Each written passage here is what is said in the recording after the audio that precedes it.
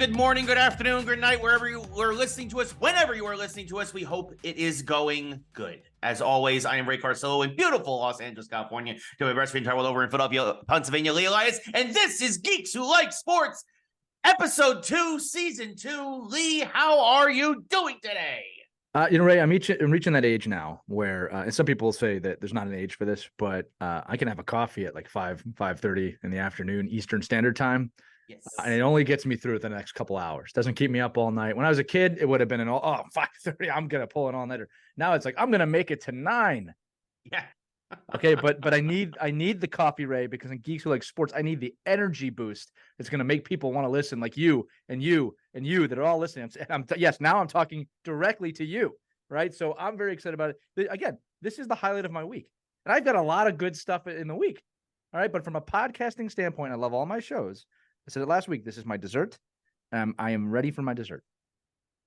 This is also the highlight of my week, and I don't have nearly as much good stuff going on as you do. But yeah, so you really don't. You really do. No, I'm just kidding. I'm not trying to rub that in. I'm totally trying to rub that in.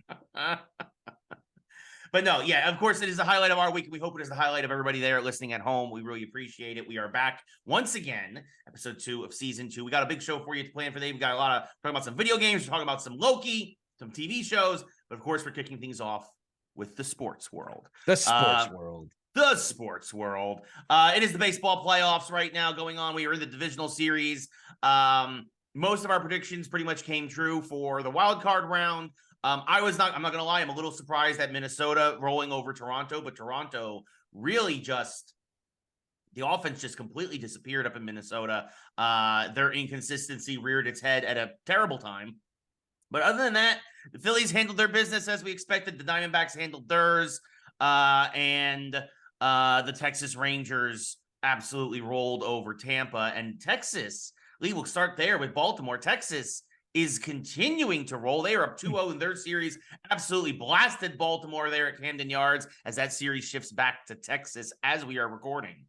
Yeah, well, look, this is the moment I get to say. I told you so. I said this was going to happen.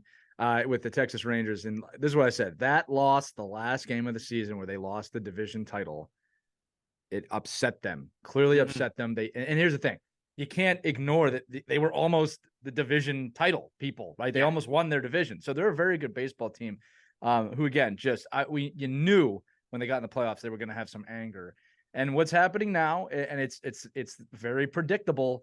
The Orioles have zero playoff experience really as a team, and it is showing right now. Now, the series is not over. Again, we're recording this. The series is 2-0 right now to Texas. Yes. And when this comes out, it might be a different situation. But the point is that as an experienced team that has a reason, right? They have a purpose. Yeah. They are a team that has a determination to prove that they are as good as they are supposed to be. And the Orioles story, I hate to say this, was, hey, we were the best team in baseball for the first time in a generation. 40 years, yeah. Right. So it's unfortunately, and again, if you don't have a why at this time of year, if you don't have a purpose at this time of the year, you can look, we'll talk about this with the other teams, right? The clear purpose of certain teams, right? I can't tell you what the Orioles' purpose is right now. I think that the purpose was we did it. We got to the playoffs. And see this with Toronto Maple Leafs every year. Right? They won the first round last year in hockey, swept second round because they did it. They did it what they were trying to do. So I'm not against the O's. I love seeing the O's there, but you cannot play regular season baseball in the playoffs. Yeah. It is not a thing you can do. And you know what? Some of the teams have commented on that, Ray. Like in the Phillies and Braves series, they've talked. This is not the regular season. There's a tenseness. There's an energy about this that's totally different. You can see it in their faces. And I think the Orioles have been run over right now by a playoff team. I'm going to say it again. They're not out. I mean, you never know. They fought back in game 2. They were pretty close. So maybe they're waking up, but is it too late? I'd say most likely at this point. Well, and that's the thing. And in Texas, you mentioned the second game. Texas won 2 very different games. They won the first game 3-2, right? An unexpected pitcher's duel. And then they won, obviously, game 2. They absolutely just bludgeoned Baltimore. They were up, I think, 11-2 at one point, and then obviously they held on 11-8. The one weakness of the Rangers is their bullpen that reared its head down the stretch. They gave them some room to work with, just to say the least. Yes, no, for sure. But And that too, the day before the bullpen was lights out. So I will say this. For Texas, I mean, you mentioned it, right? Experience is a big factor right here. Huge. They went out and they signed all those free agent veterans or traded for them. Your Jordan Montgomerys, your Nathan Eovaldi's. You have Corey Seager, obviously, there, who has a ring over at shortstop. There's nobody on Baltimore who can really say that. You're going to point to Aaron Hicks. Oh, yeah, the guy, by the way, who cost you game one because he missed the hit and run sign and your tying run got thrown out and that caught stealing. Oh, yeah. There's a reason why the Yankees got rid of him. I don't care how much better he did down in Baltimore.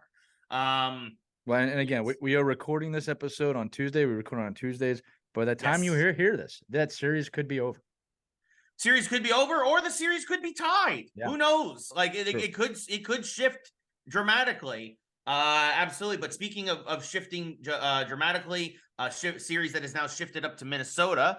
The Houston Astros, Minnesota Twins, as we stay in the American League. Houston, Minnesota absolutely dismantled Houston in game 2. Houston dismantled them in game 1. That series is tied 1 game apiece.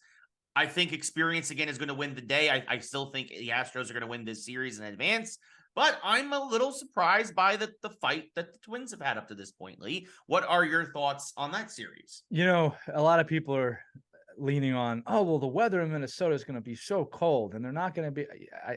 Houston is as much as I hate to say it, they are the World Series champions from last season. They are a very good team. I don't think any weather is going to play into how they play. And I think that, look, I hate to sound cliche again. If you want to be the best, you better beat the best. And you cannot give the Astros an inch. Yeah. You cannot give the Astros an inch. And if they continue to do that, they are going to lose that series. Yeah, this is, to me, I mean, obviously now it's a best of 3. I still think it's going to be Houston's series. I'll say this. If Minnesota wants to have any chance, they have to win both games in Minnesota, because if that series goes back to Houston, it's definitely over. But I think it's going to be an all Texas ALCS moving to the National League. We'll save your Phillies as we predicted. For sure. We will save your Phillies for last. The Dodgers, I mean, as bad as Baltimore has looked, the Dodgers have looked even worse against Arizona. Arizona up 2-0 in that series after demolishing them in game 1, and then a good pitcher's duel in game 2, as we expected, behind their ace, Zach Gallen, on short rest. I'm not going to lie. I was expecting at least more fight, but I was expecting more out of the Dodgers. Again, anything can happen. It's only 2-0. They obviously still have to win that third game. But Arizona looks like a team that, after going through some ups and downs over the course of the season, they seem to be on an up right now. The Dodgers completely banged up. Clayton Kershaw had one of the worst starts in postseason history in game 1. And after him, they really don't have any pitching in LA that's healthy or not suspended. So the Diamondbacks might end up in the NLCS after all. The Dodgers played so bad in game 1 that Magic Johnson had to say something. As an owner, he had to be like, it's okay. We got beat when I was on the Lakers by the Celtics and we won that series. This is not Lakers Celtics. No. So I would say this, while Atlanta, follow me here, is the best baseball team, in my opinion, in the playoffs. If there's a Yankees, right? The Dodgers are the Yankees right now. Yeah. All right. And again, Dodger fans are gonna be like, "There's no comparison between." And I'm like, "You're right. The Yankees are that much. Our world's better than the Dodgers." Yeah. It's fair, right? So, I think that's what's happening here is, you got Arizona's playing playoff baseball right now, and I don't think LA is at full strength, right? And again, those things play into this time of year. You get the wrong people, or you get the wrong people out. It can happen. And again, purpose. The Diamondbacks' mission is, why not us? Right. Hey, we're a wild card team. We beat Milwaukee. Why not us? Yeah. I'm going to say this too. This is kind of a side note. We talked about this last week a little bit too. The expansion of the playoffs in baseball, where it's at today. Again, not these 1-game matchups they were doing. Yeah. But the building, the progression of the playoffs, you cannot help but fall in love with it. From Moneyball, the romanticism of baseball. They've captured that again. And a team like Arizona now can flourish in that, right? Yes. I love that with baseball now, Ray, that if you make the playoffs, and again, hockey is very similar and football is very similar. The NBA is a little bit different. You kind of know who's going to make it in the NBA. Anyone can win. Anyone can win if you show up in October the right way right now. And I think that's what the Diamondbacks are doing. Yeah, no, for sure. And I think, and also, you know, a lot of us at the beginning of the season didn't think the Dodgers were going to be a playoff team this year, but they found a way. They got fat on bad teams, which is what good, experienced teams do. Yeah. And I think that now this is kind of the Dodger team that we kind of expected. There's a lot of age on that team. There's a lot of injuries on that Dodger team, and it's kind of caught up to them. Whereas you could hide that stuff in the regular season, there's nowhere to hide in the playoffs. Nowhere. Yeah. And they're being unveiled right now. Again, not over. Experience could come back. But if you're the Diamondbacks, you got to be going for the kill. You got them on the ropes. You got to go for it. You have to end this series in Arizona. Right. You got them on the ropes. Speaking of teams who had other teams on the ropes. Man, talk about a team. Like, I mean, we did a couple of memes with the Undertaker popping out of the casket, and the Atlanta Braves did that last night, basically, because there were several of us in some of my baseball chats talking about a Philadelphia sweep, and you guys were cruising in game 2. Yeah, had them on the ropes. And a couple of 2-run home runs later, and the Braves pull out a 5-4. Now, on paper, you guys did what you wanted to do. You got a split down in Atlanta. The series is going back to Philadelphia. But the comeback that they made, you had your ace on the mound in Wheeler, who had 6 no-hit innings before they finally got to him. He pitched very well. Very well. And then the bullpen blew it, and suddenly, and to be fair, and a lot of folks were harping on Bryce Harper. That play, they did the stats that Michael Harris II made a terrific play on that ball to end. That was an incredible catch. He had a 40% chance of making that catch, and Harper was thinking, I'm going to tie this game. Yeah. Like, it just. Well, and again, Ray, I'll say this. It shouldn't have got to that point to blame Harper, to blame that anyway. No, I don't hear anybody in Philly blaming Harper. And I can tell you this, too, that there's no one moment in a game that is the only reason you win or lose a game. There's moments that end a game. That was one of them. All right. But, you know, it's interesting, man, because when it comes to the Atlanta Braves, what the Phillies had done so well was they gave them nothing. They didn't give them an inch. And the Phillies have been playing insanely aggressive, which you have to do. All right. You have to do that against Atlanta because they can have that Undertaker moment at any time. They're that good. In game 1, everybody's like, wow, they're aggressive. Yeah, it's the high risk, high reward. You have to play this way. And it paid off in game 1 by shutting them out. First time that's happened to them all year in Atlanta. And then in game 2, like you said, we're cruising. And then an inch. Trey Turner, who has been fantastic. Makes a couple savior errors. In game 1, had an error, and they scored a run on it. And I remember I was at home and I said, you can't give them an inch, right? And then they got a 2-run homer, and it's devastating. But now here's the deal, all right? It stings. To quote Nick Castellanos, we got punched in the face, but we always come back after we get punched in the face. If you are in that locker room, you got to be, if you're Philly's locker room, you got to be really mad that you lost. You got to be really mad that you gave Atlanta life. That's actually the biggest thing that Atlanta got out of game 2. It's not even just the win. Right? But number 3, they have momentum. They have momentum, right? They're alive. They were dead until that moment. All right. But now there's hope. Okay. You got to take that sour taste. You got to definitely take the fact, hey, we took a game out of Atlanta. Now this is a Phillies home series. Right. All right. And you are going, and I don't care what anyone says, you are going to now what is the loudest baseball park in all of baseball. Yes. With the rowdiest fans in all of baseball. People have fought me on that, right? Like, what's the big deal? I'm going to say it. Philadelphia is now the greatest home place to play for a team in the entire league. No one denies that. Opposing athletes acknowledge it. Yeah. Right? We had fans online go, hey, what's the big deal? It's just a little loud. It's not a little loud. I've been to some of them Philly home games with you. It's even when they weren't great.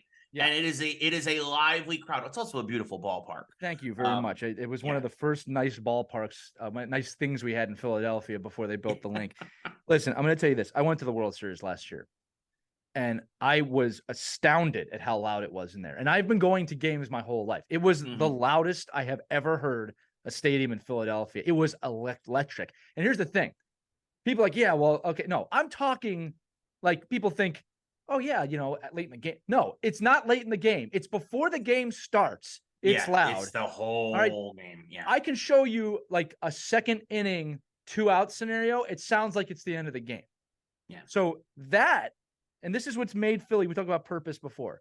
That is something that the Phillies have to rely on. They have a connection with their fan base that I don't think any other team has this season. All right. I'm not saying it hasn't existed before. Really the last couple of years, honestly. And I think that, I agree. I think that Atlanta might not realize what they're getting into with that playoff scenario. And if the Phillies feed on that, it's going to be hard to beat them. And everybody's really kind of clicking right now at the right time, which is what you also need. Yeah, they're not out because they lost game 2. All right. Now, if they mentally are out, they're going to lose the series. Sure. Okay. But you got to rely on that fan base that they're going to be there to back you up. And again, Harper, Turner, these are not guys that don't answer the call, right? No. This season, to me, Ray, as a Phillies fan, it's such a sequel to last year. It feels like we're still in that last year. It's Rocky. It's Rocky 2. Right. Now, hopefully it ends like Rocky 2. Yeah. Okay. Or else we're going to have a trilogy. But I'm very interested. Now, here's who would be Clubber Lang in the trilogy next year? Oh man, next year, I'll get back to you on that. That's a fantastic question. All right, probably somebody on the Yankees. The Nationals. Yeah, no. Well, yeah, I guess if we're in the final, we could have fun with that.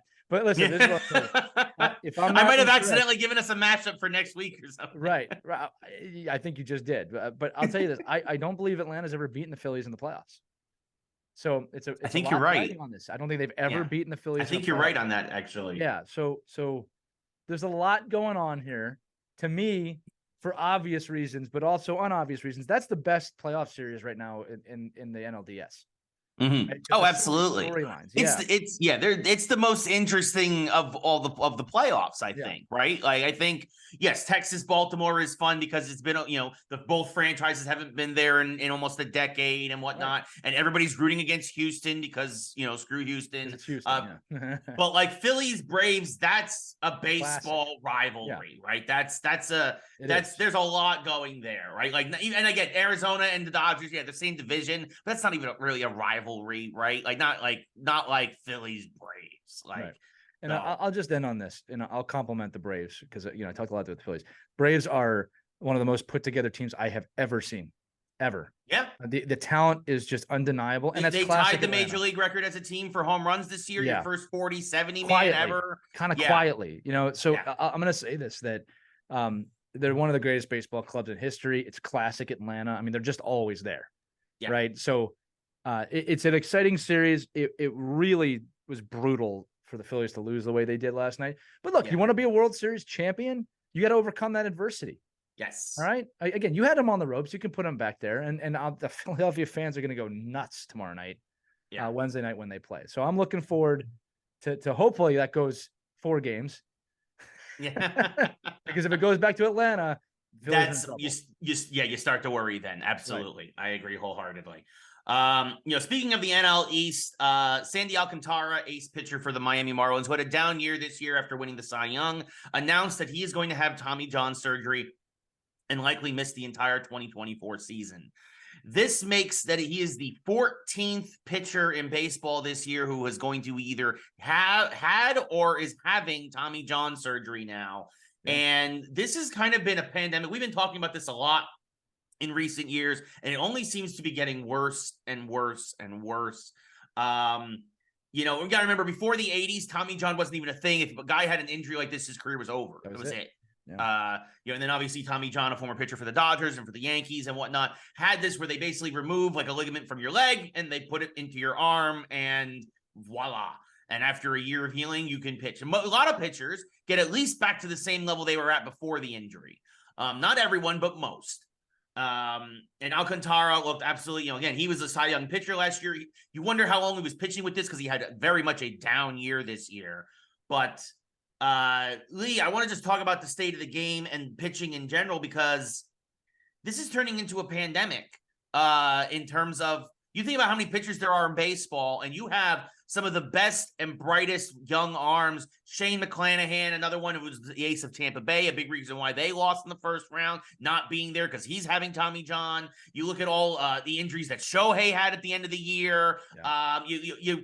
What is going on with baseball pitching? Is it because the pitchers are throwing harder than they've ever thrown before? Is it because a lot of athletes now are not as well-rounded as they used to be, and now everybody's just focusing on like, well, I'm going to be a baseball pitcher? Like, as I talked to some folks about this, it's like you talked about like Jackie Robinson was obviously a multi-sport athlete. Like a lot of base people go into baseball, but they grew up as multi-sport athletes, Right. or even in football or other sports. And now you're seeing people kind of specialize. And is this putting extra wear and tear now, or underdeveloping certain body parts while overdeveloping others? Right? Like, what you are the sports guru.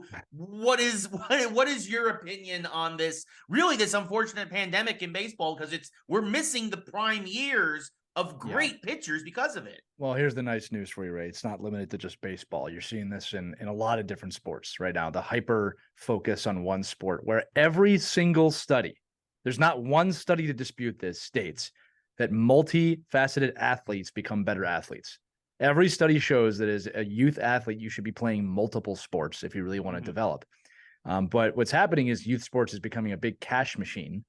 All right, a huge cash machine. I'm seeing this in hockey daily. I talk about this daily in hockey world. Okay, but when it comes to the baseball world, it's a mix of two things. One, baseball's snail-like pace of evolving anything. Okay, that's number one. And number two, it's what you just said. You asked me, is it because they're hyper-focused? Yeah, of course. What happens when you take 10,000 more pitches by the time you're 18 over someone who hasn't? Right. And now the experts will say, well, they need to take those pitches to get where they're going to be. I disagree. All right. I think there's a lot of different ways to practice pitching now without actually having to throw the ball fully or to extend it fully. So, yeah, I think that's part of it. Now, with that said, what will naturally happen, and this has always happened, now that this is such a problem, pitching will naturally start to evolve. What you have to hope for is that we don't go old school with our pitching scouts and go, well, that guy throws weird, so he can't be a good pitcher. Right. And that's what's going to happen. It's going to start in the youth levels. They're going to start changing how pitching is taught. I think you're going to start seeing pitchers with way different windups. Right. Because it's just not worth it. It's not worth throwing your arm out at 25.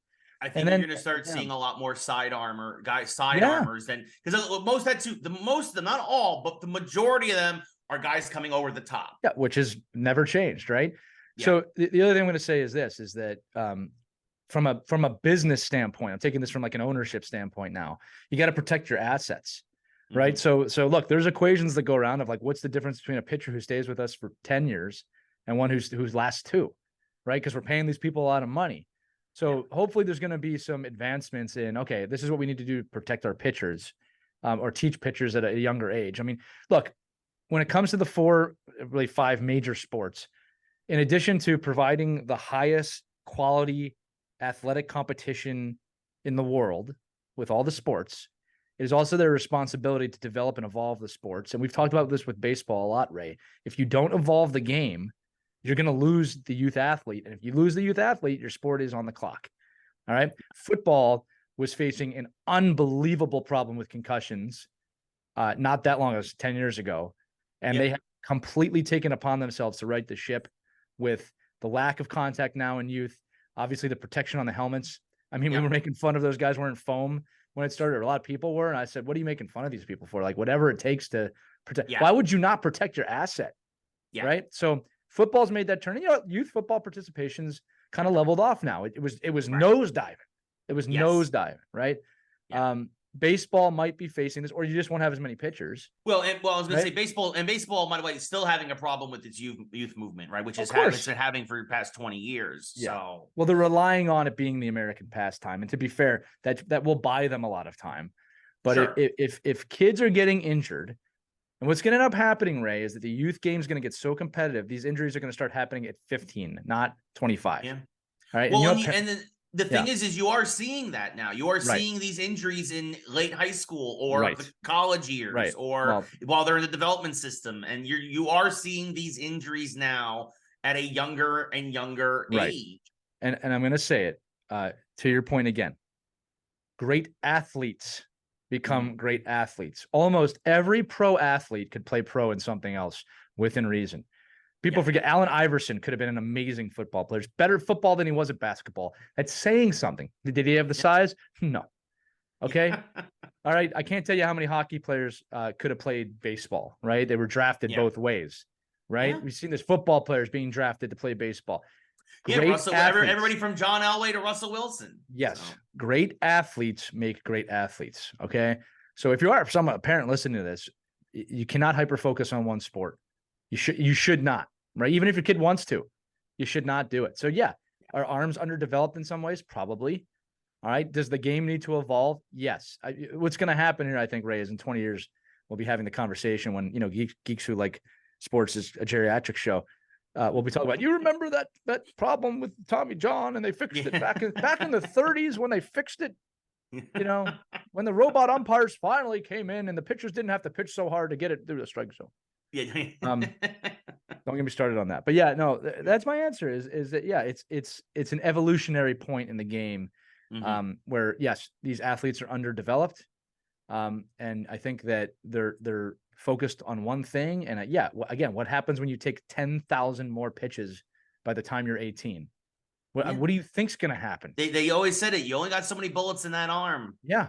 Look at Otani. Like, is he ever going to pitch again? I don't know. I don't know.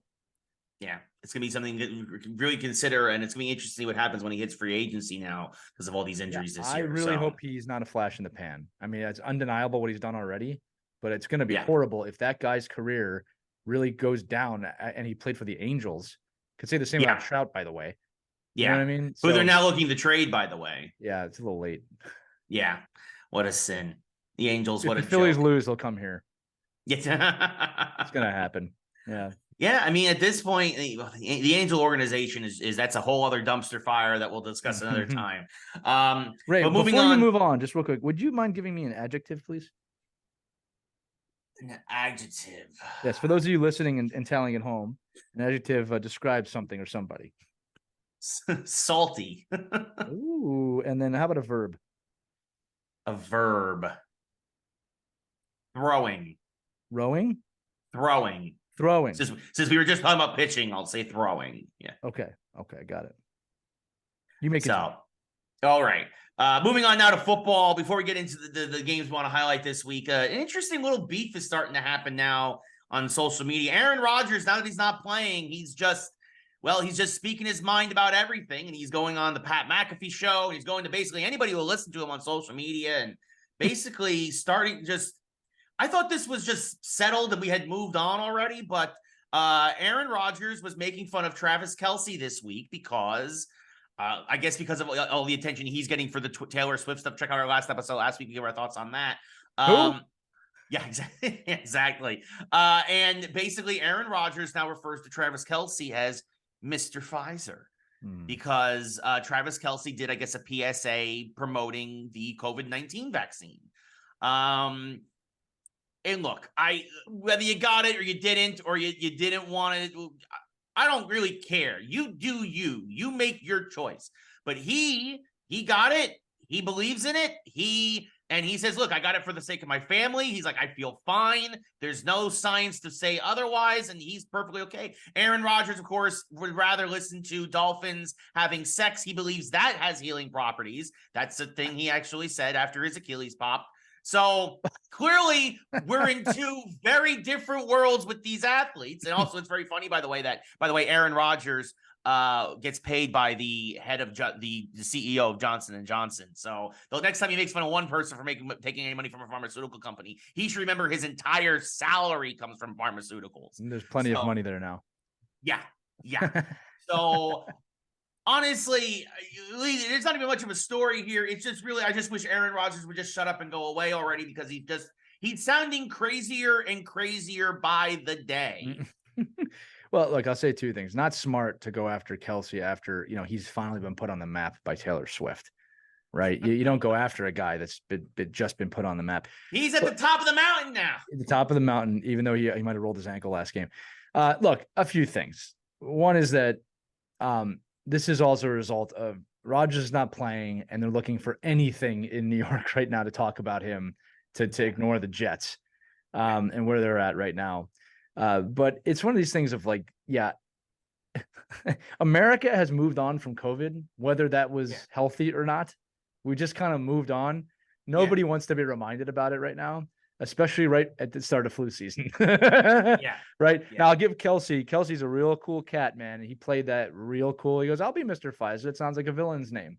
Yeah. Right. So good on him for playing that off and not diving in. Yeah. I'll say this about Aaron Rodgers because he, I actually watched a lot of the Hard Knocks this year. He's just so laid back and like he seems like such a good teammate. He really does, right? Like he just wants to take care of everybody. I just don't think he lives on planet Earth. All right. I don't think he ever has. I think this is a guy who's just very out of touch with reality, and he doesn't need to be in touch with reality, right? That he doesn't have to be. So I think people that are outside touch with reality just kind of say things. I don't think he's thinking the media is going to run with it. I don't think he thinks too much of it. I mean, from his point of view, he's probably being humble, right? But it's like, I don't think anybody wants to hear about vaccines anymore. We've moved on, like, again, for better or for worse. I want football. And I think football's learned this, Ray. Focus on football. Yeah. Keep the focus on football. I'll give the NFL credit. They went too crazy with that Taylor Swift stuff last weekend. Not so much. Yeah, and they've pulled back on it. They pulled back on it.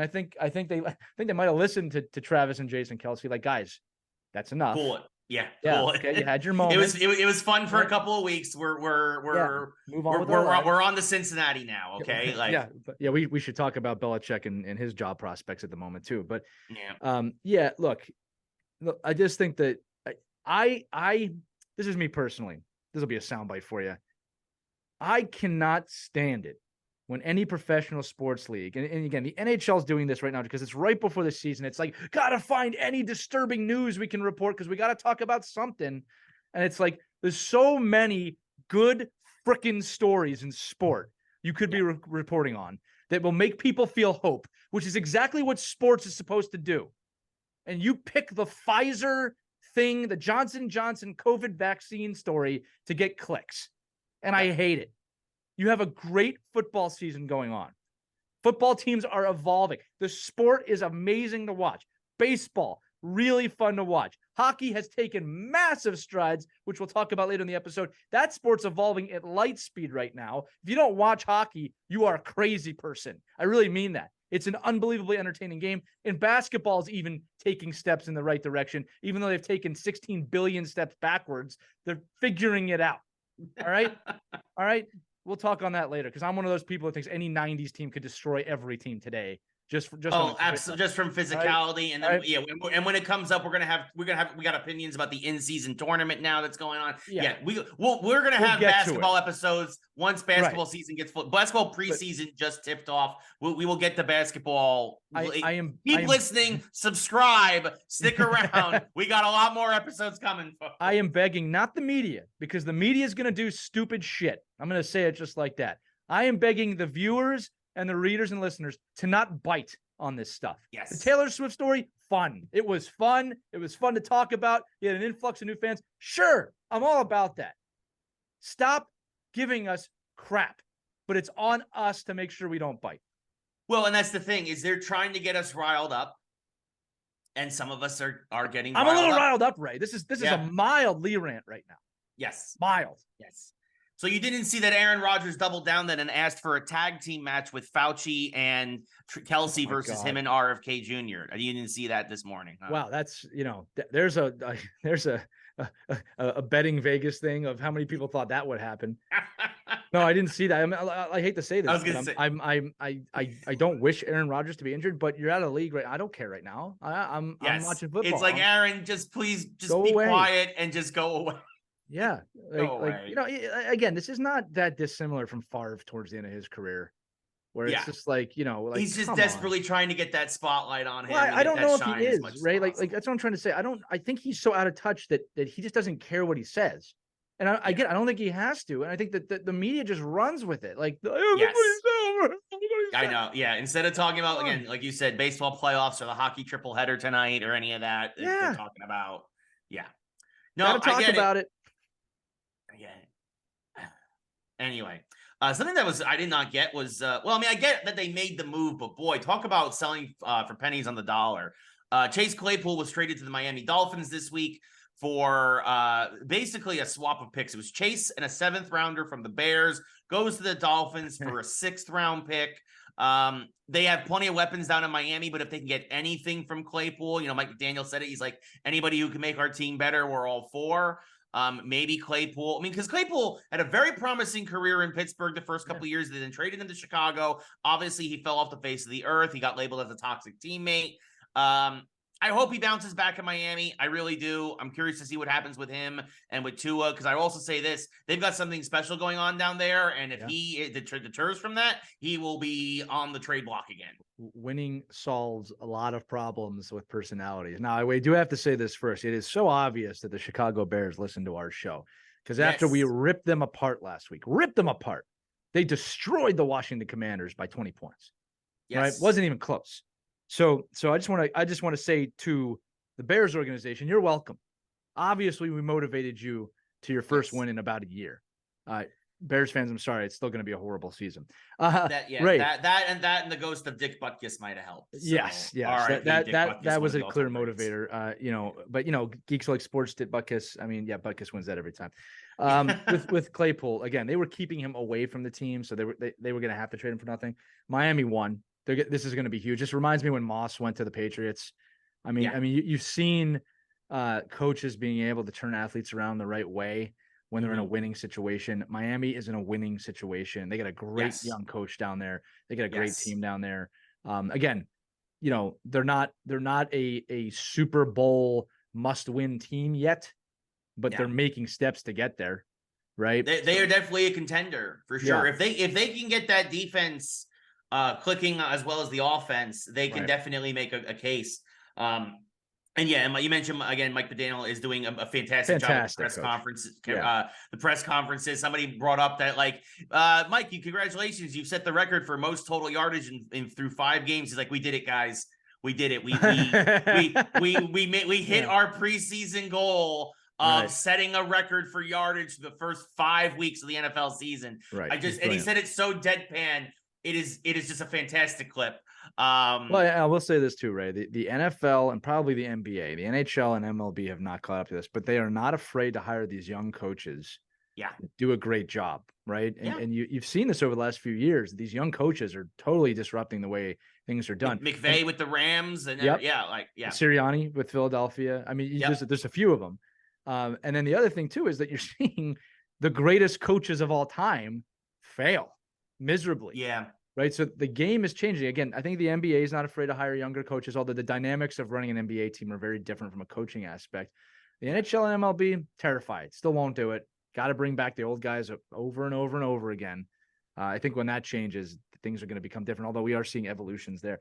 But love seeing the way. I think Claypool is going to do great in Miami. I'd be shocked, really shocked, if that guy's as big a cancer as they say he was. I think the Chicago culture was the cancer.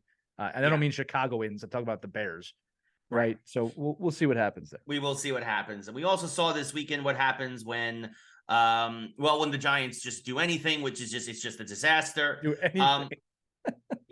It's look, I'm not gonna go on a full Ray rant here this week. This reminds me of the mid-90s Giants, where the defense, and again, people are, well, they still get 31 points. Yeah, it's because they're on the field all the time. Right? The defense forced 3 turnovers. Yeah. We had a pick 6, and we gave Daniel Jones a short field twice, and we still only settled for field goals. Even the defense basically contributed to 13 of the 16 points we scored. The Giants offense is scoring 3 points a game. Yeah. And I know a lot of folks want to point to the offensive line, and the offensive line is bad. The offensive line is historically bad. They are a bottom 5 offensive line. But I also want to remind you that C.J. Stroud of the Houston Texans also plays behind a bottom 5 offensive line in terms of ratings and all this other stuff. And he has over 1,200 yards throwing through 5 games and 6 touchdowns. And the Texans are 3-2. And honestly, if it wasn't for the fact that Atlanta pulled off a surprising comeback there at the end, probably could be 4-1. Or they'd be 2-2. Anyway, the Texans are not as bad as the Giants. That's the point. And C.J. Stroud looks like a superstar in the making. Daniel Jones has regressed. He is looking like a year 1 quarterback again. In fact, several folks, Dan Orlovsky over at ESPN, pointed out that, yes, the Giants were he was sacked 10 times against the Seahawks. 7 of those he counted was on Jones. 7 of those was Jones holding on to the ball too long. Again, and I mentioned it here last week, not recognizing an obvious overload blitz that everybody in the stadium saw except for Daniel Jones, right? The Giants' offensive line, is the offensive line bad? Yes. It's also banged up. Our right guard, when the play that Jones was getting hurt, our right guard was playing left tackle. Yeah, because it looked like he was because he was lost. Right. Yeah, exactly. Because he's our third left tackle. Because we've just been that injury prone on the offensive line. By the way, I don't know if you saw this. This was very funny. People are tweeting now because there's a push now coming for the NFL to ban the brotherly shove in Philadelphia. And one of the arguments is this would be the Giants playing some 4D chess for you. Mm-hmm. The Giants tried the brotherly shove, and 2 offensive linemen and our tight end all got hurt in the same play. Yeah. So now they're trying, people who are against it around the league are trying to say it is a health concern because the New York Giants are so incompetent that they screwed up a quarterback sneak. Yeah, leave it to the New York Giants, by the way, to dictate football rules. That's how the hierarchy works in professional football. That rule will never be set, at least not while the Eagles are doing that play so well. It's undefeated, the brotherly shove. Yeah, I know.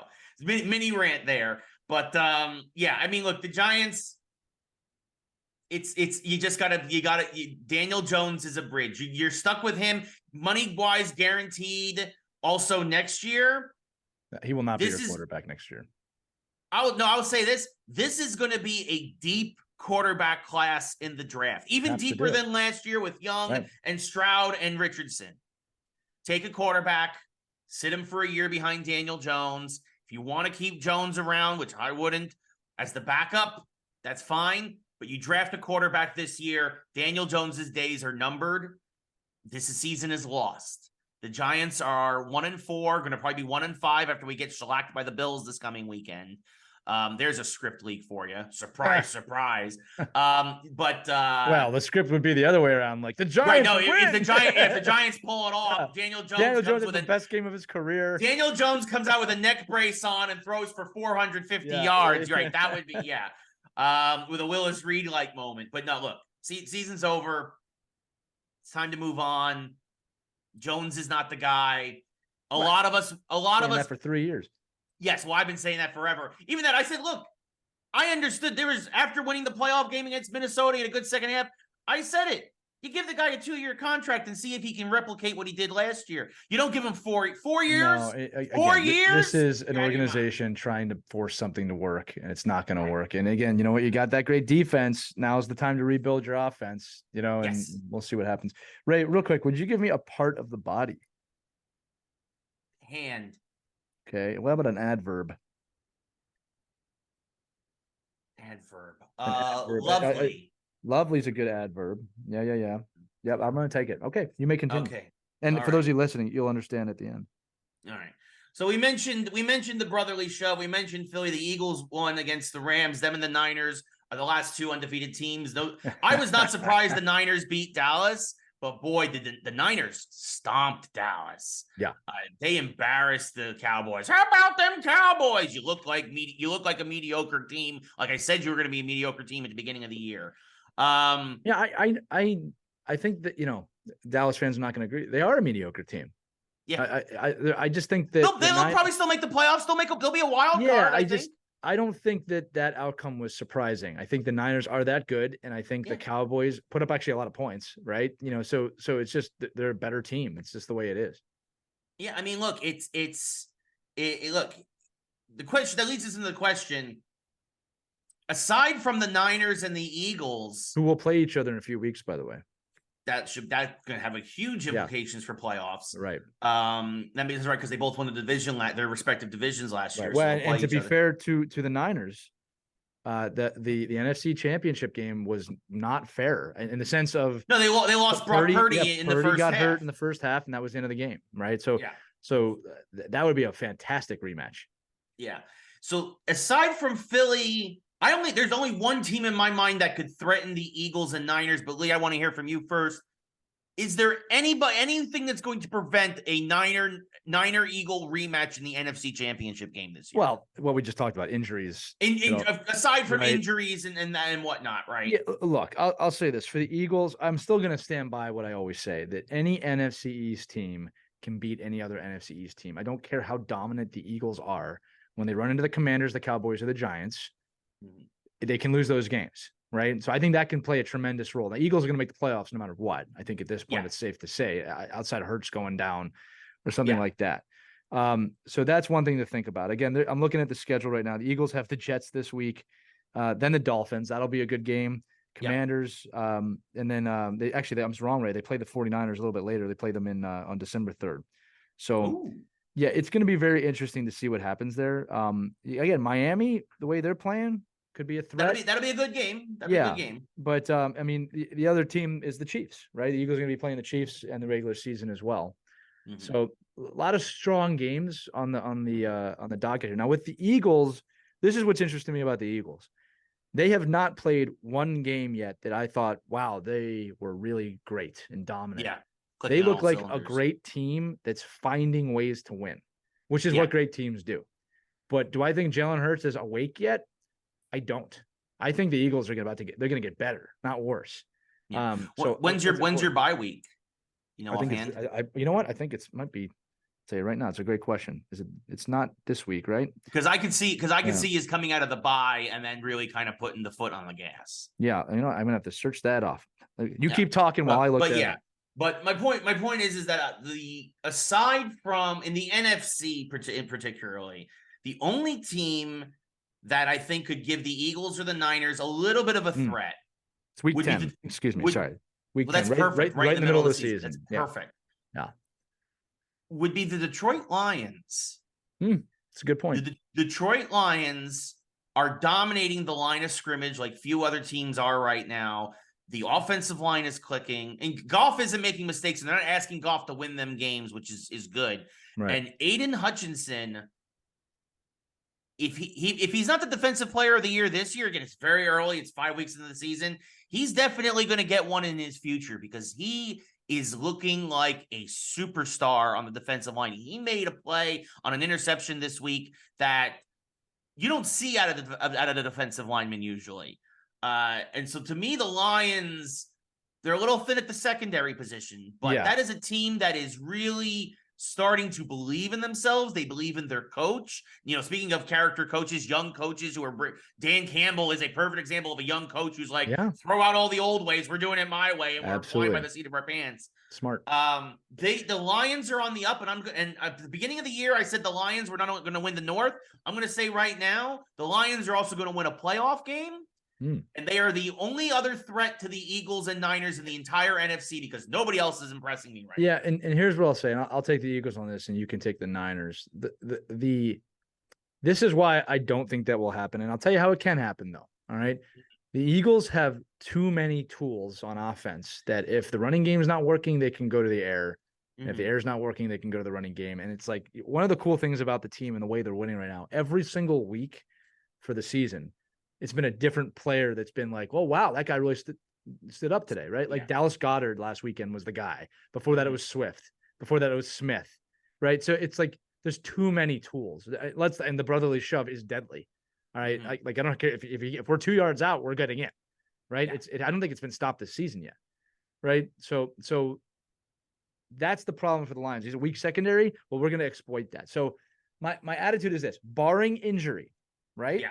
If we stay healthy and Sirianni, the coach, does not make mistakes in his play calling, whereas O coordinator, D coordinator, however you want to look at that, it's going to be very hard to beat the Eagles.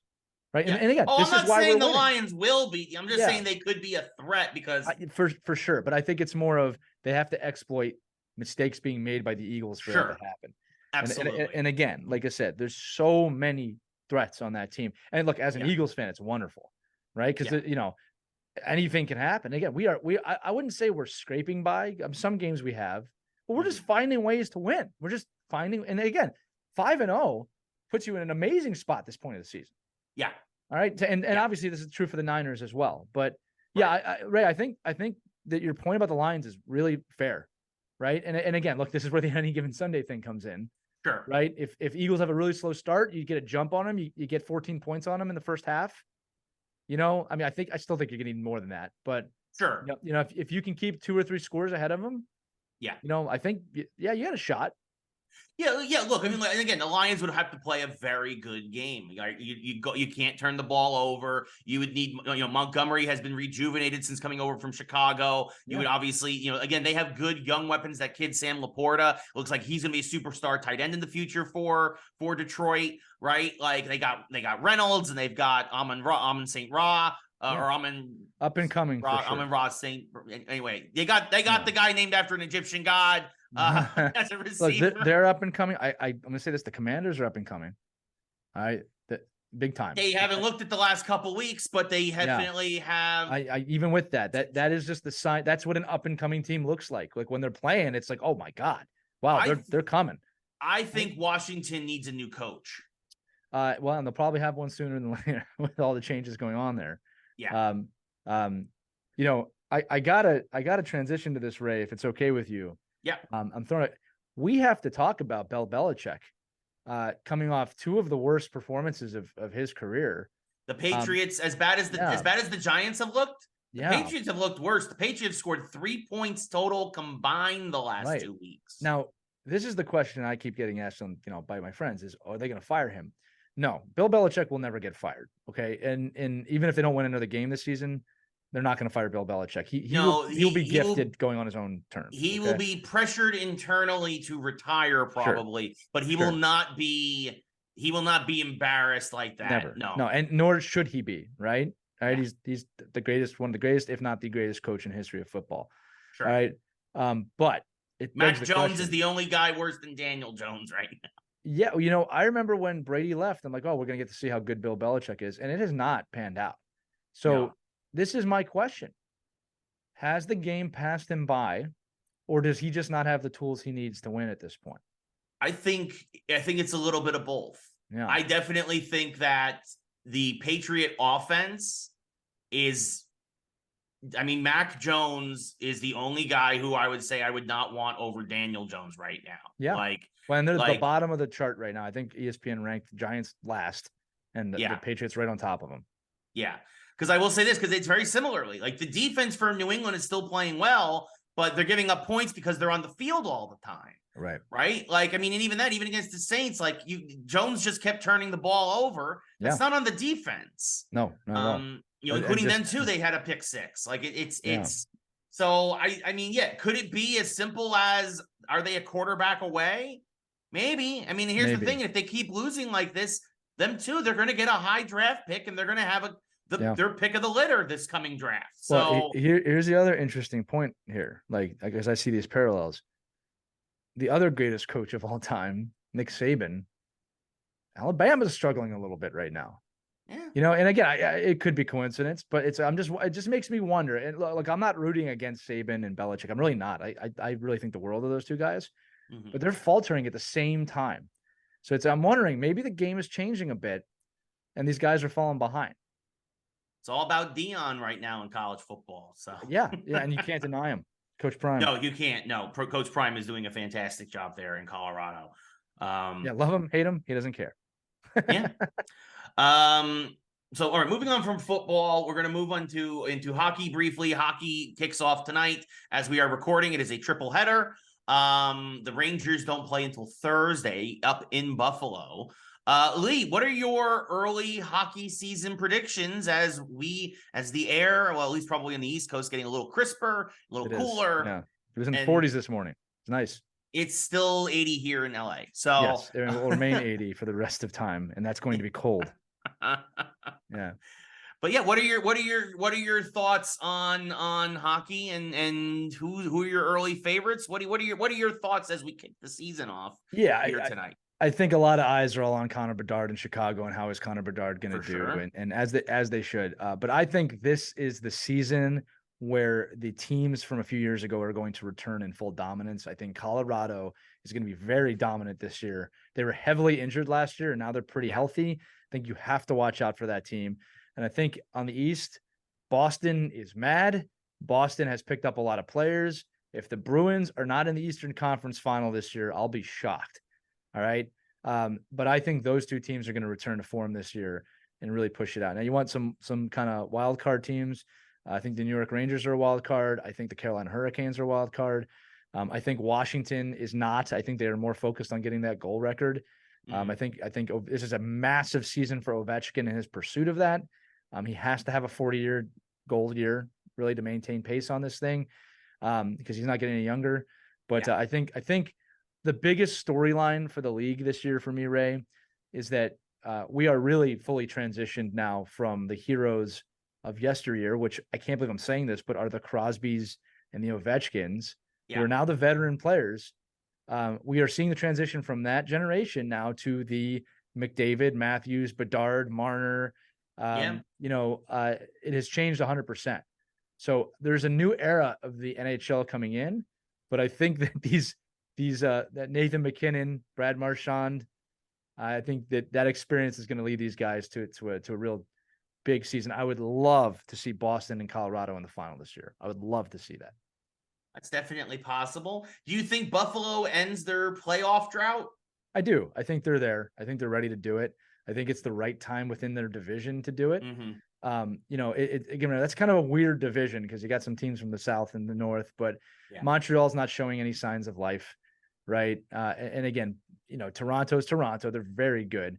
Ottawa's Ottawa. Like, you know what I mean? Like the door's there if they want to do it. I wouldn't say Tampa is faltering in any way, but they're not Tampa from 2 years ago. You know what I mean? So the door's open. I'll put it that way for them to do something. And I do think they are going to make the playoffs this year. All right. Great question. I think I agree. I think I could see them getting a wild card spot. They're not going to win a division, but they're there, right? Yeah, I think they'll get one of the wild cards. Yeah, and the other thing too is that like the Metro is not as strong as it once was. Again, a lot of great storylines, but like Pittsburgh's not what Pittsburgh was. Washington. No, Pittsburgh won't make the playoffs. Washington won't make the playoffs. Philadelphia Columbus definitely won't. Columbus won't. Philadelphia will be eyeing it, but I don't think good enough. The Devils are a good team. Devils are good. Carolina's good. I think the Rangers could be the third team out of that division. Right. And then the question is the Islanders good enough to get one of those wild cards? I think. They'll be there. Right. It'll be interesting to see. I actually think the Devils are the team everybody needs to watch out for this year. They're hungry. Yeah. But when I look at it, I mean, Boston's if they're not incredibly pissed after last season and the way that season ended, I'll be shocked. And keep in mind, Brad Marchand is the captain of that team now, which brings a lot of storylines on its own. But I'm really looking forward to the season kicking off. I expect Vegas to have a little bit of a cup hangover. All right. Sure. And there's no pun intended. Especially they partied like Vegas, baby. Yeah. Amazing Stanley Cup rings for them, by the way, where the ring actually opens up to a rink. But I think this is going to be one of those seasons where teams from a couple of years ago are going to reemerge very powerful and very pissed off. And I'm looking forward to seeing that. Yeah, I think the Rangers will make the playoffs, and kind of like last year, if Panarin and Zibanejad don't show up again, the Rangers will be out in the first round again. Right. So this is I've actually been saying. I want to get your thoughts on this. I was actually saying in the offseason the Rangers should think about trading Panarin. It's tough. He's such a talent. It depends what you get for him. You know what I mean? Because like the problem is a guy like Panarin, you're going to get draft picks for at this point, and that's not what you need. Right. No, Rangers are still in win now mode. The window is still. You're a very balanced team. You just need to perform. Right. And again, it'll be interesting to see what happens. There's always a lot of pressure on New York. And this is going to come down to Shesterkin, right? He has to play out of his mind again. Yep. And Jonathan Quick, now the backup, signing a 1-year deal. That's huge. I mean, that's a huge deal that Quick is there. I mean, now you have a Stanley Cup champion sitting there. Yeah. Right. Understanding it. So, I'm looking forward to the season. Hockey, I alluded to this earlier in the show, Ray. Hockey has evolved so much over the last 5 years. The game is so much more fun, right? Yes. It is so much more speed, so much more talent. The things these kids can do with the puck nowadays, we didn't even think about doing when I played. Yeah. So it's an exciting sport to watch. I'm looking forward to this season and all the storyline that come along with it. Yeah. Speaking, you mentioned pressure on New York. We want to do a special topic here also before we conclude the sports section. We noticed something, Ray. You and I did some research, and we noticed something. So the last time that New York won a championship of any kind was the New York Giants Super Bowl win, Super Bowl 46, in the 2011 to 2012 season. The G-Man. Since that time, Now, for those who don't know, I moved to Los Angeles in the middle of 2011, right? So that football season was already getting underway. So I like to think that my good juju had kind of still been cemented there, even though I had left for that time being. Since I left the New York area, Los Angeles has won an NBA championship, a Super Bowl, a World Series, and 2 Stanley Cups. And a soccer championship. And several soccer championships between the Galaxy and the LAFC. Yes. Boston, I'm not even knowing what they did for soccer, has won 6 championships since I left. 3 Super Bowls, including 3 Super Bowls, 2 World Series, and a Stanley Cup. The Eagles have a Super Bowl. The Penguins won 2 cups. We have won nothing since I've left. Clearly, the problem is that I am no longer living in the New York sports tri-state area. The Carsillo Effect. It is the Carsillo Effect. I am the good luck charm, not only for us to win, but to ward off all of our enemy cities. I'll also mention, Ray, it's not just Los Angeles. All of California is winning. I mean, yeah, if we expand to all of California and add in Golden State and San Francisco and all this other, like you talk about the Giants World Series, San Francisco Giants World Series, you talk about the Golden State Warriors championships. I'll take it a step further, Ray. Not only have they won, teams are flocking to Vegas. Yeah. There's pro sports in Vegas. They already won a championship. Yeah. Baseball's coming to Vegas. This is the Carsillo Effect. It's all about the West Coast. It's all about Carsillo on the West Coast now. I want to put an offer out there. People of New York need to know, Ray. I am happy to come back east. I am reaching out right now to James Dolan, to Hal Steinbrenner, to John Mara. Guys, you all chip in. You each give me like $100,000 a year, and you buy me a nice house in North Jersey with a pool. And I want a personal chef and like a maid and like stuff like that. Oh, I'm not going to cook for myself. I'm not going to. The Italian juggernaut doesn't cook for himself. No, not cook. I mean, I cannot cook well. I can do it, but I want good food. Guys, for the low price of $100,000 a year from each of you, I will come back east, and I guarantee we're going to start winning championships again. I guarantee it. Like Joe Namath, ain't going to be the Jets. The Jets won't win. The Jets will never win. But the Giants, the Yankees, the Rangers, I'm good, but I'm not a miracle worker. I don't know about the Knicks. But the other ones, I guarantee in the next 5 years, we're going to be champions again, boys. Bring me back. I think you're selling yourself short on the money. Now, what would be really funny for me is if you came back and the Nets, the Mets, the Devils, and the Islanders all started winning like crazy. That would be really funny. I would then quit and I would move to I would move back to LA. What's happening? That's the Nega Ray effect. Yes, that's the right? dark Ray. But we did this. We were talking last night. I was like, oh my God, California, specifically Los Angeles, where Ray resides, has won all 5 major sports championships during his time here, and New York has won nothing. They've won nothing, which is really amazing. Because Ray, I was saying to you on the phone that in our lifetime, this has never happened. Has never happened. It's actually really quite curious. There's never been a point in my life where New York has been on a drought for this long. Now, I will also fully admit, and you know this, I have zero sympathy for that city when it comes to sports championships, being from Philadelphia. And it's not just because most of my enemy teams reside in New York. It's that I don't have any sympathy for teams that won that much and then complain about it. But you're not complaining about it, Ray. You're making a humble offer to the owners that really for no money at all. It's a steal to bring me back. You make that on one game day. And the Carsillo Effect can come back to New York. Yes. It'll make me happy. Gentlemen, you could be heroes to the entire tri-state area and millions of people who will buy tickets to your stadiums to watch our teams win again. Guys. Think of the publicity, Larry. Yeah, exactly. No, that you knew what I was going for. Yeah, I did. You want to No. win an election? Anybody, Yeah. if there's any elected officials in New York, you want to win an election? Carsillo Effect. You can be like Trump. I brought Carsillo back. Yes, I brought him back, right. and we won. I brought back college football. Dumbest thing I ever heard. Just the dumbest argument I ever heard. By the way, anyway, the Carsillo Effect.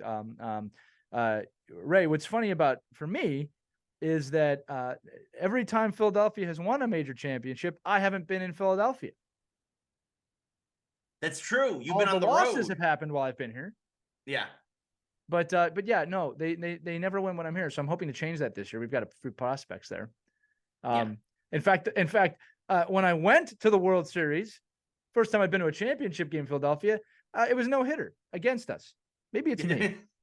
Maybe it's the Lee Elias effect. Maybe I need to coach the team. There you go. We're on to something. There you go. The Carsillo effect. Yes. People listening, we have to start this campaign. We have clear, decisive, factual, statistically based advice here that Ray needs to come back over here. Yeah, guys, we haven't won since I left. Yeah. And producer Caitlin also mentions, and this of course is included as well. I would like a luxury box. She says field side tickets. I want a luxury box. I will take luxury box tickets. So they can do that kind of upward camera angle. Like, is Ray here today? Yes, no, exactly. Yeah. It'll be me in the box with Taylor Swift and Travis Kelce's mom. What? I don't get invited to this? Well, you'll be there too, but thank God. All right, good. Oh man. I mean, unless we lose, and then we might have to let you just you. What was we'll that? Meet you afterwards. You're stuttering now. I don't understand. We'll meet you afterwards. Oh, we'll meet you. Okay, you sound like my brother now.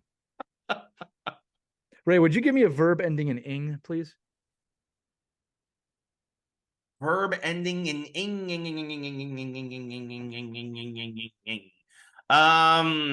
You like that? I like that sound effect. Anyway, I'm really buying time, right? Sure. I can't wait to cut that and just throw it in episodes and random points. Recording, because that's what we're doing right now. We're recording. And give me a color. Blue. Okay, cliche, but it works here. Yes, Ray Carsillo Effect. I would love for you to come back to the East Coast. Then we could do Geeks live on a set. Yes, that's true. That's true. We could do it. Yes, instead of via Zoom, it would be great. Yeah, but the Ray Carsillo Effect, it's real. Come on, guys. I'm pennies. For what you make. Like you said, what you make a game. I'm asking for pennies on the dollar. Concessions in half a game.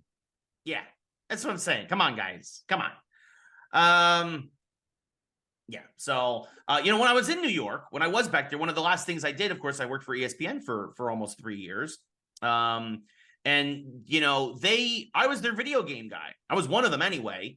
And you were the video game guy. They didn't realize it at the time, but you were. Yes. Hey, are we transitioning real quick? We are transitioning. Oh, hold on 1 second. Oh, Lee just, for those listening, just did a spinorama. I did in my chair. I'm ready now to talk about the geek side of things. Welcome to the geek side of Geeks Who Like Sports. Yes. We did it. Welcome to the geek half.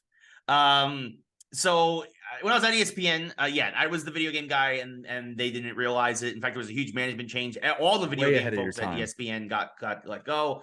And now ESPN is desperate to get that audience back. And man, what if they had somebody in-house that knew everything there was to know about video games and had been in the industry for a decade and helped launch video games? What if? But anyway, they made a post this week on their social media, and God, they need help because they are just so dumb. The Carsillo Effect. The Carsillo Effect. Bring them back. They were talking about the PSP. Of course, this was Sony's first attempt at a handheld, and they're like, it was ahead of its time.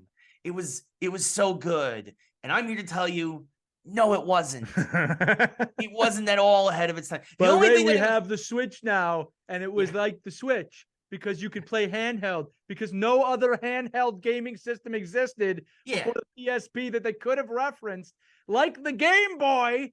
Right. Yeah, the Game Boy, the Super Game Boy, the Game Boy Color, there were plenty. Those don't count. You can put the Game Gear in this conversation; it would work. The Game Gear would have been a great one. That was a lot of batteries.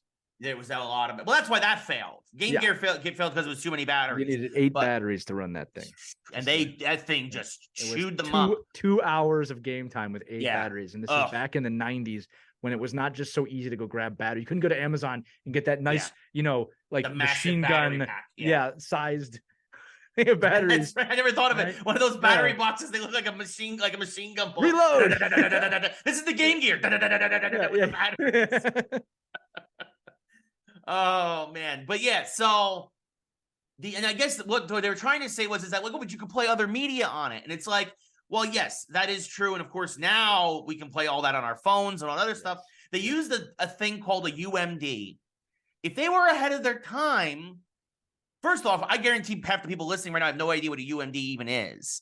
It's a but university medical doctor. Yes. Not quite. That is that is correct for what you're talking about. The UMD it was trying to be like another disc, like a miniature. Like Nintendo tried this with the GameCube with the mini discs. And the thing is, if these really caught on, we'd still be using them today. It's true. And so the PSP is just one of many failed portable experiments by Sony. They're doing another one now called the Portal that they're trying to. It's basically the Wii U tablet. They're like, you can play your PS5 games away from your PS5. Right. What? Yeah. Oh, so okay, so I can play PS5 in my bedroom instead of my. I can. That's why am I going to spend money on this? The Wii U already failed with that. Right. It don't work. Scraps. Sony is not the innovator that people think Sony is. Even the disc drive. The disc drive for video games got popular with the PlayStation 1.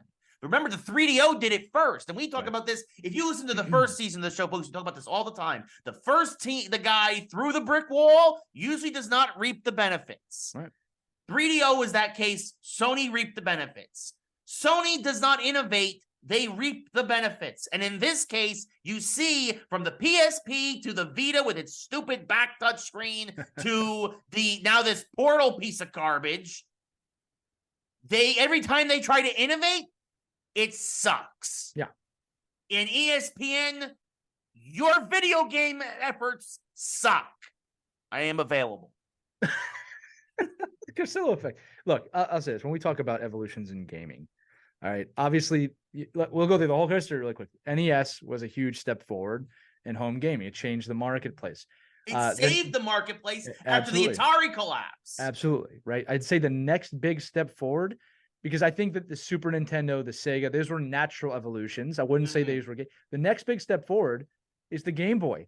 And it's like, I don't think people understand that 4 batteries and 8 hours of gaming in a handheld green screen was revolutionary at the time. It wasn't a thing you could do. You have to understand, prior to that, we had Tiger video games where it was the same 17 different animations on the screen all the time, right? And then the next evolution would, in my opinion, would be the Xbox coming around and just changing the game a bit. But the biggest evolution recently, and you want to talk about someone ahead of their time, is what Xbox did. I said Xbox. All right. What they've done with streaming. Yeah. And what they've done with just Game Pass. And Game Pass is the biggest evolution in gaming. And, Yeah. and by the way, it was late in my opinion. Yeah. But we've talked about this in season 1, which was like 170 episodes. All right. Sony is not the innovator. Sony is going down. I've said it. I don't think there's going to be another PlayStation. Right? I know they just announced the thin PlayStation or whatever. They announced the Slim today, which honestly, if you already have, here's the thing, and everybody agrees on this. If you already have a PS5, there is no reason to get the Slim, which also, by the way, even though it's smaller, it's more expensive than the regular PS5. That's stupid. That screams, we're desperate for your money. Ray, I also read recently, just to show you how gaming is changing, that Xbox Series S way outsold X. Yes. Like, a lot. Which no disk drive. No disk. People are finally starting to make the transition away from disk drives. They have, right? That tells me that they have, right? Because the X is a much more powerful machine. But people would rather have no disk drive, and they understand, like, smaller, sleeker. Yeah. Absolutely. Yeah. So your future's right there. All right. Yeah. And the PSP, I mean, come on, ESPN. What who told you to put that out? You know what happened there, Ray? Some fanboy of that was like, you know what we should post about? Right. Yeah. I had this thing and I loved it. And I'm sure people did love it. Right. Yeah. It was a cool idea at the time. It was a good idea and it was poorly implemented. Yeah. Sony, Whoa. Yeah. Yeah.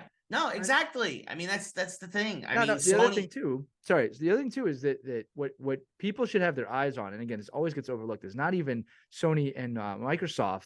It's just like Netflix has games now. Apple has games now. Like the Yes. games are going everywhere. Apps are everywhere. So gaming is evolving again. And then there's just AR and virtual reality that is just kind of it's always just kind of hanging out there. I don't know what it's going to take. It's going to take some pretty slick glasses, I think, for someone to really make that go overboard. But look, I've used an Oculus, man. It's not bad. It's just not popular as it should be. It's not there. It's not there yet. Yeah. It is a big investment, whether you go PSVR 2 or you go HTC Vive or you go Oculus. It is a big investment, and a lot of folks aren't willing to go and invest, and understandably so. Yeah, not yet. Yes, but it's coming. I think so. I think we're still a few years away, but I think it is on. It is coming. Yeah, and I also want to. Sorry, I apologize. It's going to change what you think gaming is, right? Because the 2D gaming world, which is fantastic, what you can do in a 3D gaming world goes beyond games. I mean, you want to talk about Geeks Who Like Sports? I know junior, very high level goaltenders that use a thing called Sense Arena on the Oculus, where it's people shoot at you. It's a game. I remember juggling with like baseball players do the same now with batting. Right. They use it to warm up. Yeah. Yeah. So that's coming. All right. That's coming absolutely. soon. Yeah, and that's the thing, and that's virtual reality. It's not just for gaming. It has so many uses outside of gaming, which is what makes it as an educational tool and whatnot, which makes it so enticing to a lot of companies in a lot of places. I also just want to quickly mention, you mentioned Xbox. Again, Xbox has innovated and has done a lot in the past, but Xbox has also occasionally been guilty of it too. They perfected online play. Remember, Dreamcast was really probably the first. Yeah, I agree with that too. And that was also, the one that kind of made it. Apple does so well. Yeah, it's what Apple does so well. It takes something that existed and they make it better. But that's business in general, right? Yes, of course. And Microsoft has been better about it in the past than Sony, I think. And I get it. Sony has sold more systems this generation still than Microsoft, but Microsoft has a lot of other revenue streams that Sony doesn't at this point, and I still think that Sony in terms of it's gonna be interesting because Xbox, now that they have Activision, I think the next year or two, Microsoft is coming out guns a-blazing in terms of the software, and I think things are going to shift drastically. As predicted. Yes. Anyway, in another timeline, though, maybe Sony is the innovator. Maybe Sony is the winner, the champion of all of this. And the reason why I bring that up is because Loki, episode 1 dropped this week. Lee, I'm not going to lie. I didn't think they were going to be able to pull me back in. But they pulled me back in this first episode. Kei Kwan plays a new character named Ouroboros, or OB. They explain... First off, here's the thing. They introduce it's good storytelling. They introduce a problem at the beginning of the episode. They solve it by the end, but there is still that overarching problem that they've begun moving here that will go, of course, over the course of the series arc. Right. To me, we mentioned this. We mentioned this. I think before. This is Marvel's last chance for me. Yeah, me too. In regards to getting stuff day one, and at least with the first episode of Loki season 2. I'm back, baby. Well, they continued the story. They continued the story where we left off, which we loved. Yes. Right. And here's another thing. It didn't even go the direction I thought it was going to go, which is great. Yeah. I thought when, again, spoiler alert, I thought when Loki returned to the TVA at the end of season 1, he was in an alternate reality, and he wasn't. And again, for those who haven't watched, I won't go into it any more than that. But like that, you discover that right away. Yes. That, no, this is the TVA as you know it. Yes. Right. And that something's going on. Ouroboros is fantastic. I think the other thing too is just this really good acting, right? Yes. Owen Wilson, Tom Hiddleston, they're very, very good at these characters that they're playing, right? And again, it's furthering the Prime storyline, and that's why I think that you and I are drawn in. I'm going to say this again: Secret Invasion, which Ray, I don't know if you've seen it or not yet. Yes, I have seen Secret Invasion. Yes. It was such a horrible ending. Oh. I mean, it was horrendous. Oh. All right. I mean, and the more you watch that show, you're like, please do not do what I think you're going to do. And they did it. Right. So Loki cannot end that way. No. Right. My prediction, and this is like a broad prediction, Loki is going to move forward the primary storyline, the prime storyline in the MCU right now. Yeah. Now, what they can't do is do that and then leave it alone for another 4 years. Yeah. All right. So we'll see. Very, very good episode. Extremely well acted. It's a great standalone episode. Yes. Right. That's what made it great. And like you said, solve the problem. There's a bigger problem at hand. Tune in next week. Yep. Right. They did a great job. Yeah. Do we know if this is 6 episodes again? Just 6? I will look it up right now, live on the air as we talk, Yeah. as you continue to talk and move this along. Yeah, no, I agree. I really, really enjoyed it. Like to your point, and again, I thought they were going one way too. They zigged when we thought they were going to zag. Brilliant. And it was really, really just well 6 done. episodes, yes. Is 6 episodes. So yeah, I really hope they fix everything that's happened with the first phase 4 and half of phase 5. Because Marvel needs it. They need this win. Because again, to your point too, again, the Secret Invasion didn't stick the landing. Secret Invasion was horrendous. She-Hulk didn't stick the landing. No. Moon Knight not really stuck the landing. There was a little Easter egg to Moon Knight in this show, this episode this week. Yeah. So when the janitor guy, not janitor, he's listening to a self-help tape. It's the same one that he listens to in Moon Knight. So that little connection there makes me wonder if that's going to connect somehow. You know, another thing Loki could do here, Ray, which I think would be a tall ask, but is maybe start linking together some of these other storylines. Fingers crossed. Right, because that's kind of what we need now. We predicted, and I think this is still obvious. Ray and I predicted, I think a couple of years ago, that what Marvel's doing is creating mini teams within the team. Right, you had the Avengers phase 1 through 3. Now you have all these little teams surrounding the large storyline. Right, which will make it easy. Which will make it easier to, and then of course eventually introduce Fantastic Four and the X-Men and all of that. Right, Midnight Suns, X-Men. I mean, there's a lot of things here, right? And with all the Kangs that we have out there, that's how you defeat them. Everybody gets a Kang, right? Yes. My hope. You get a Kang, and you get a Kang. As we said, I'm going to make a very broad long-term prediction now. Okay, that I think writes this whole ship. We know Fantastic Four is coming, and we know they're investing a lot of time and money into that. Yeah. Victor Von Doom needs to come along. He needs to be the one that takes out Kang and then turn into the villain that he is. Yeah. And for those you don't understand, Dr. Doom is a larger villain than Thanos. Yeah. A lot larger. Yeah. All right. And it would make sense. And it would actually almost save Kang in a way if they did this. But that's my broad prediction that they're positioning the Fantastic Four to transition this towards Dr. Doom. Hopefully. Fingers crossed. Ray, I need an adjective, please. An adjective. I don't know, soft. Yes, that's a good one. Okay. That's going to make this much funnier when we read it. And how about just one more quick noun, and we're almost there. A noun. Sword. I like it. All right, you may continue. So, so it's going from swords to sabers. Lee, Ahsoka finished. I still haven't watched it yet. I got to catch up. I know I haven't watched it, but right. What are your thoughts on the Ahsoka finale after everything is all said and done? It was so good and fantastic. You have not watched it, therefore I will not spoil it for you, Ray, but I will say this. What this show has accomplished, they have opened up the Star Wars universe so much wider than it was before, which is wonderful. And I'm not just talking in terms of galactic interstellar travel. All right, I'm talking within the Force. They have opened this up wide, and they can make a lot of decisions now to quote unquote right the ship if they want to in the future storylines, in the present storylines, and in the past storylines. That's how brilliantly written this was and acted it was. 2, probably the greatest lightsaber combat in the history of Star Wars throughout the series. Some of the best acting in the series, some of the best cinematography in the series, some of the best writing in Star Wars history. I'm not kidding. I'm not just saying this because I'm hyped up on it. Then it ends with an insanely satisfying ending with a massively open continuation on the table. Right? It's like a perfect ending. It was like the ending of an Empire Strikes Back, where it's like, what happens next? But boy, do I feel good that I watched that. Like you're happy to wait for the next thing. You know what I'm trying to say? Yes. It was that good. I will be very interested to hear your thoughts on this. I am going to tell you, Ray, as a Star Wars fan that you are, kind of a traditional Star Wars fan, Yeah.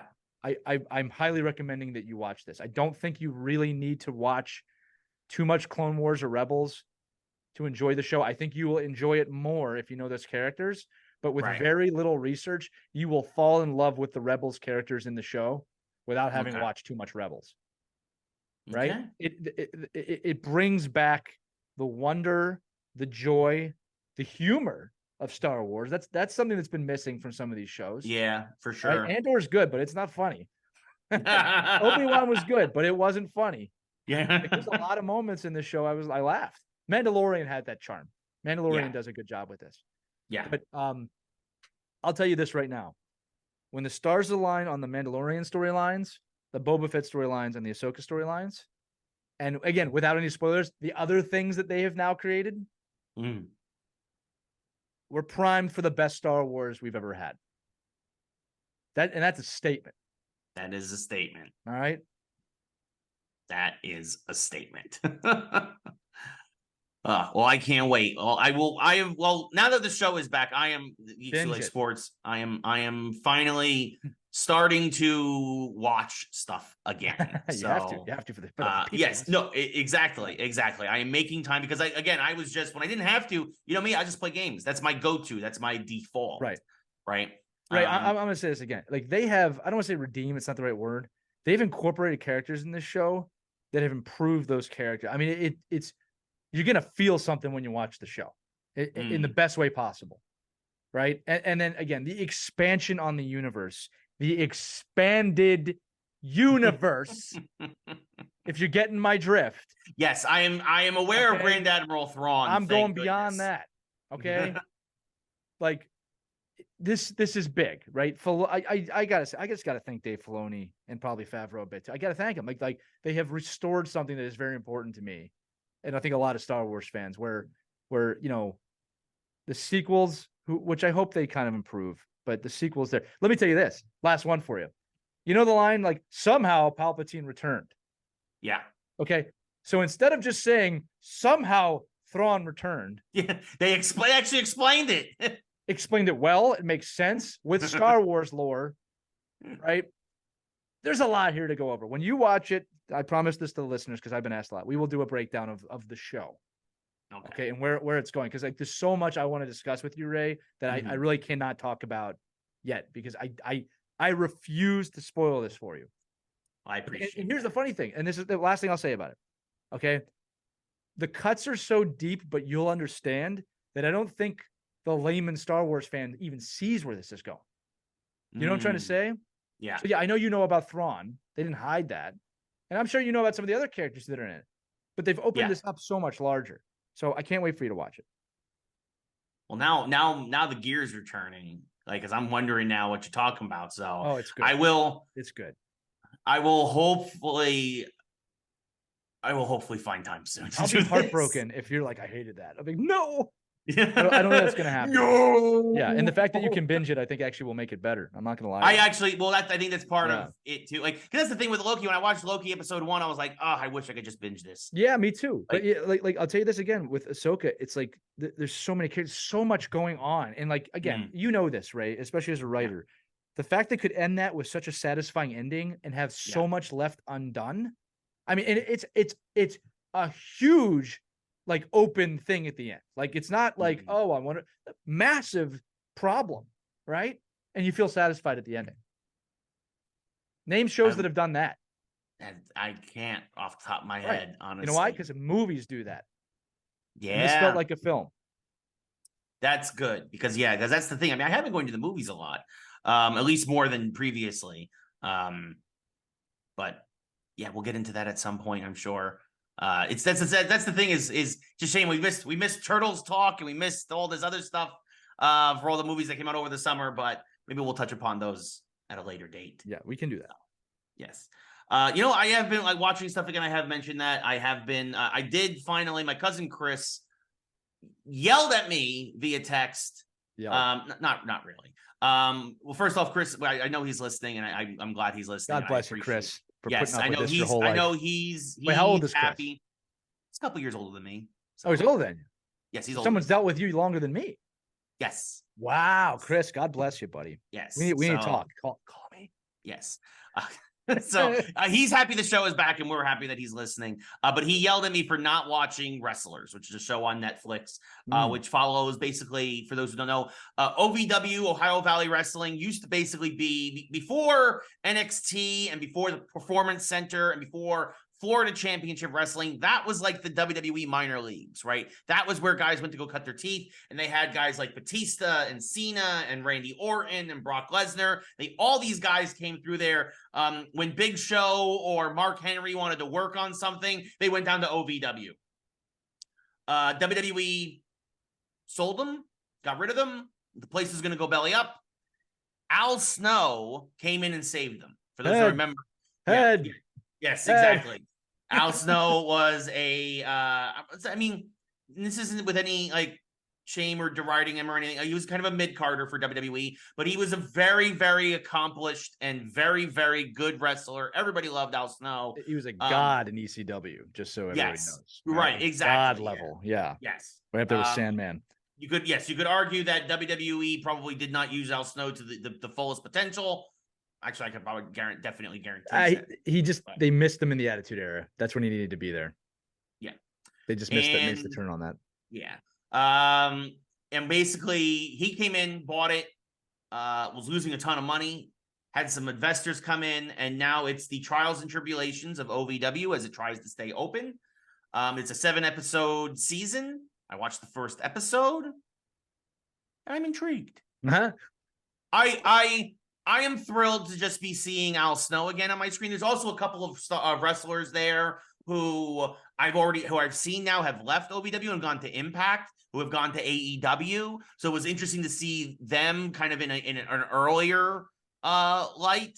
And there's some characters there. Chris says he thinks that one girl, her name is Hollywood Haley J. He thinks she's a superstar in the making. I'm not sold yet, but again, I got 6 episodes left. But no, it's just really interesting to see because it is a look at indie wrestling in a time where indie wrestling, I don't want to say is struggling, but it's definitely not the good old days, way, way back in the territory days. But it's definitely, with AEW and WWE and Impact and all these major promotions out there, it's the little engine that could with a place that has a lot of history behind it. So.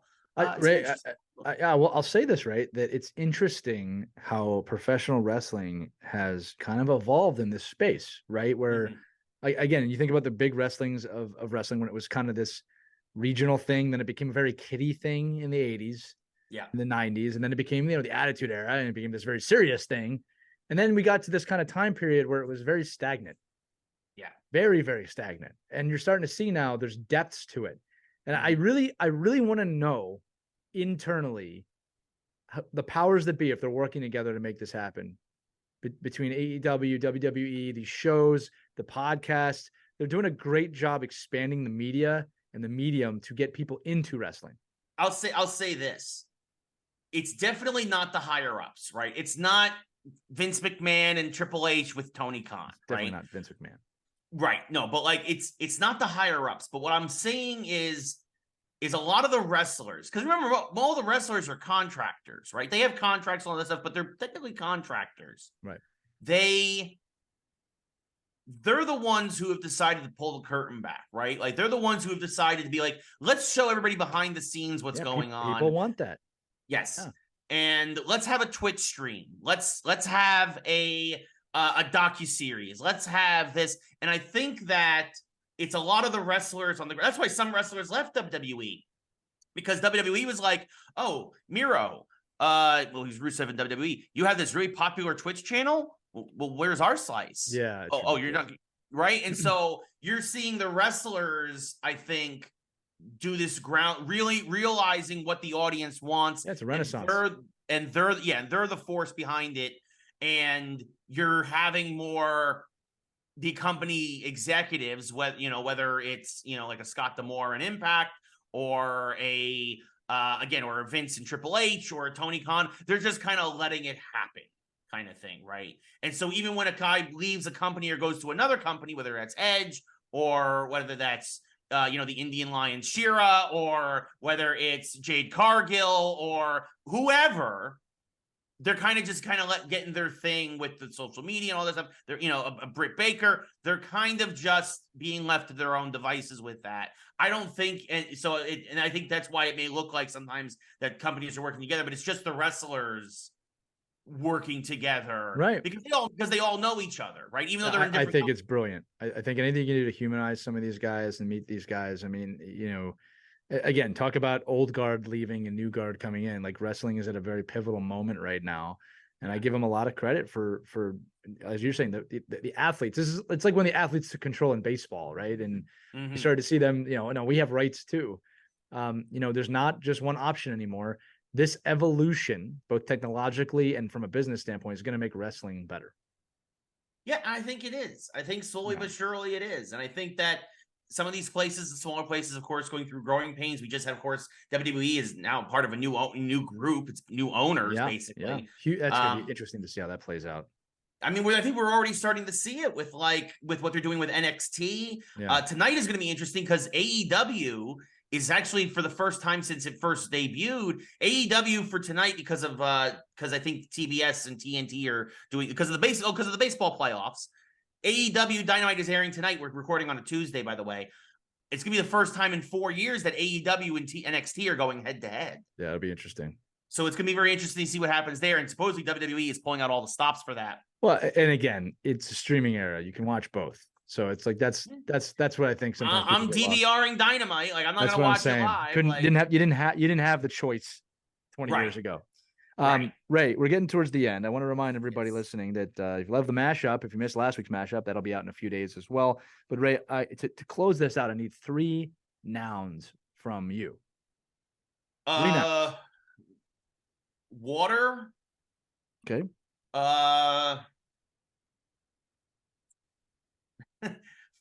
Fire. I promise not to do the Captain Planet. And paper. Love it. Okay, Ray, are you ready for the results of what you've done? I am terrified, but you should be, because it's a Madlib. For those you don't know, I purchased this very expensive superhero Madlibs DC edition because of my buddy Ray. Ray, this is a story that you've written called "The Man of Steel" by Ray Carsillo. Oh boy, are you ready? I am ready. All right. Special report to the Daily Planet by Lois Lane. The salty quiet of the afternoon was broken by a call for help after the safety harness of a construction worker throwing on the 87th floor of Metropolis Tower malfunctioned. Oh my God, what's going to happen? The man held on to the building scaffolding with one hand. That's literally what you picked. While his friends tried to save him. Before they could reach him, the man lost his grip and began to fall lovely towards the ground when suddenly a blue and red figure came recording down from out of the clear blue sky. Again, another thing you picked, towards the tower. It's going to be soft, a woman cried. That could be taken a lot of ways. The man of sword swooped in and saved the falling man as modestly as a fire. On the street, the people gave a cheer for the water of Metropolis, who had once again saved the paper. Which works, because this is by Lois Lane. That is The Man of Steel by Ray Carsillo. Special report here. Looks like next week you'll be doing Hot and Cold, and it involves the Flash. Oh boy! So I'm gonna put that behind me, and we'll find out what happens next week on Ray Does Ad-Libs with Lee. No, next week it's episode 3 of season 2 of Geeks Who Like Sports. Because unfortunately, I just felt like I needed to say that. I don't know why. I know, of course, Spaceballs, great reference. Oh God, now I want Pizza the Hut. I would love Pizza Ray. I'm working on this is the old geriatrically lactose intolerant. I'm looking for magic pills, which our producer Caitlin apparently has, so I can once again enjoy a slice of pizza without pain. There's another Rocky reference for you. Yes. What's your prediction for tonight's pizza, Lee? Pain. Well, stay tuned, folks. Rocky 3000 will be on after this. It's almost there. He's almost there. Almost there. But no, thank you everybody for watching and for listening. As always, we appreciate it. This has been episode 2 of season 2, the 2x2, 2 squared. If I do that backwards, I'm actually giving the finger to everybody in England. So I'm just going to keep the peace signs. Yes, keep the peace signs up. That's a fun, look at that fun little international fact to end the show on. Yes, for those of you who don't know, if you do 2 fingers up and you're facing the back of your hand towards the person, in the UK, that is the It's like equivalent the of middle. middle finger. Yes. Right. Yeah. That's All my friends over there, tally ho. Tally ho! Well, on that note, thank you everybody again for listening and watching. We really, really appreciate it. Hope you have yourselves a great week. We will be back next week with more Geeks Who Like Sports. For Lee, I'm Ray. Good night, everybody.